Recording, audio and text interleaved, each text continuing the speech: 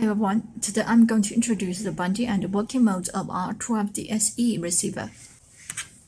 R12DSE is a mini receiver which is compatible with RadioLink AT10II, AT10, AT9S Pro, AT9S, and AT9. So I take AT9S Pro transmitter as an example in this video.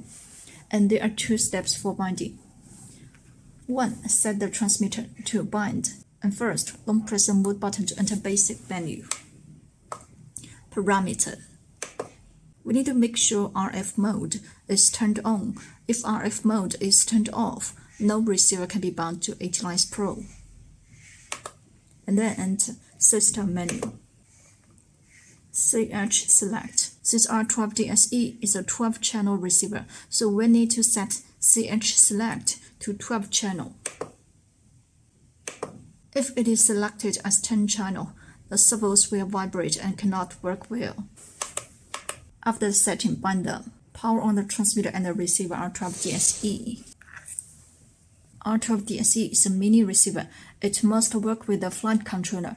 After connecting to the flight controller will supply power to the receiver. And I don't connect the flight controller here, so I use a battery to supply power to it.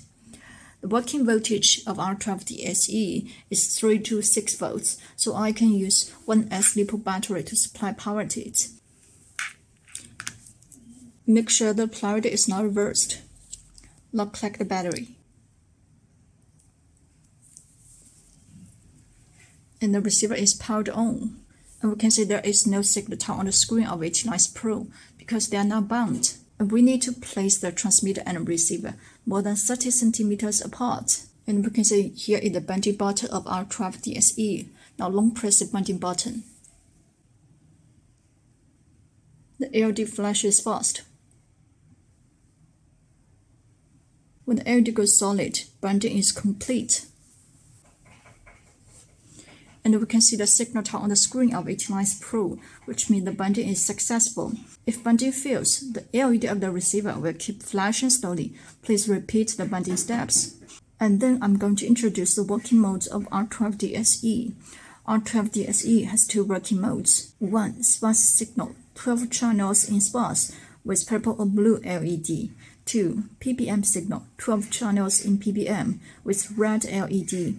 The LED of R12DSE is purple now, which means it is in sparse working mode. And how to switch the signals? And you just need to short press the binding button twice within 1 second to switch the signal.